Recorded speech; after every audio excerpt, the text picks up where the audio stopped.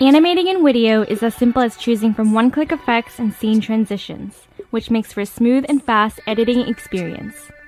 From inside the editor, select the object you'd like to animate to open up the toolbox. Then select an In effect. Hit the preview button to see how it looks. An In effect can make an object fly onto the scene from any angle, fade into focus, or bounce into view.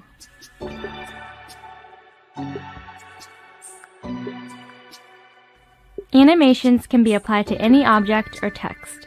You can also use them to make an object exit a scene. And to control when an object begins animating, just slide the left cursor handle in the timeline towards the right. You can increase or decrease the length of an animation by dragging the right cursor handle. The shorter the blue bar is, the faster the object will animate. If you'd like, you can also apply effects that occur between scenes of a video, using scene transitions. To add a transition, select it from one of the effects located in the scene's overview.